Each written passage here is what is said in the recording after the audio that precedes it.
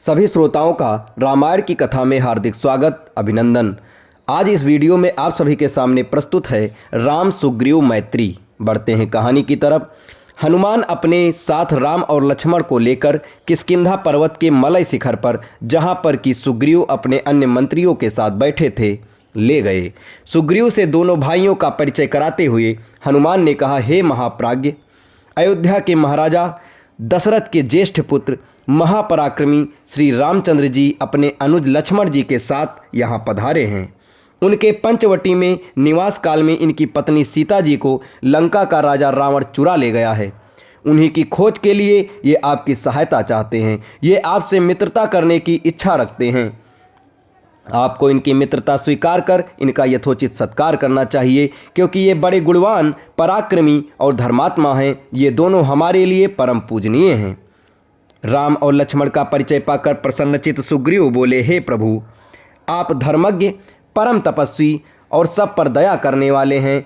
आप नर होकर भी मुझ वानर से मित्रता कर रहे हैं, ये मेरा परम सौभाग्य है।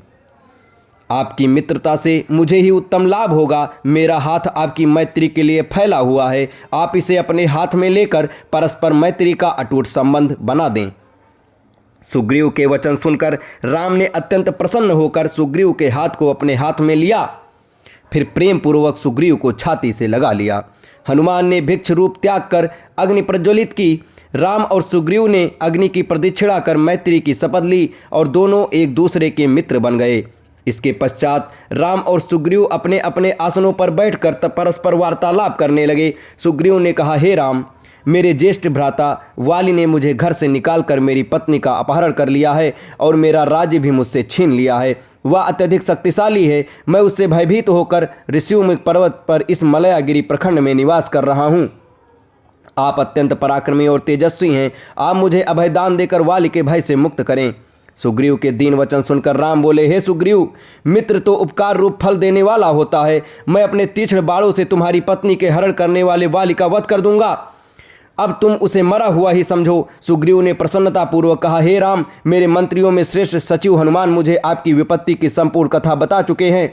आपकी पत्नी सीता अवकाश या पाताल में कहीं भी हूँ, मैं अवश्य उनका पता लगवाऊंगा। रावण तो क्या, इंद्र आदि देवता भी सीता को मेरे वानरों की दृष्टि से छिपा कर नहीं रख सकते। राघव, कुछ ही दिनों पूर्व एक राक्षस एक स्त्री को लिए जा रहा था। उस समय हम इसी पर्वत पर बैठे थे। तब हमने उस स्त्री से मुख से हे राम, हा लक्ष्मण शब्द सुने थे। मेरा अनुमान है कि वह सीता ही थी। उसे मैं भली भांति देख नहीं पाया। हमें बैठे देखकर उसने कुछ वस्त्राभूषण नीचे फेंके थे। वे हमारे पास सुरक्षित रखे हैं। आप उन्हें पहचान कर देखिए, क्या वे सीता जी के ही हैं। यह कहकर सुग्रीव ने एक वानर को वस्त्राभूषणों को लाने की आज्ञा दी। उन वस्त्राभूषणों को देखते ही राम का धीरज जाता रहा। वे नेत्रों से अश्रु बहाते हुए शोक विहल हो गए और धैर्य छोड़कर पृथ्वी पर गिर पड़े। चेतना लौटने पर वे लक्ष्मण से बोले, हे लक्ष्मण, सीता के इन आभूषणों को पहचानो। राक्षस के द्वारा हरे जाने पर सीता ने इन आभूषणों को पृथ्वी पर गिरा दिया होगा। लक्ष्मण ने कहा, भैया, इन आभूषणों में से ना तो मैं हाथों के कंकड़ों को पहचानता हूँ, ना गले के हार को, और ना ही मस्तक के किसी अन्य आभूषणों को पहचानता हूँ, क्योंकि मैंने आज तक सीता जी के हाथों और मुख की ओर कभी दृष्टि नहीं डाली। हाँ, उनके चरणों की नित्य वंदना करता हूँ, इसलिए इन नुपुरों को अवश्य पहचानता हूँ। ये वास्तव में उन्हीं के हैं। अब इसके आगे की कथा आपको अगले वीडियो में बताई जाएगी। तब तक हमारे साथ बने रहें। धन्यवाद।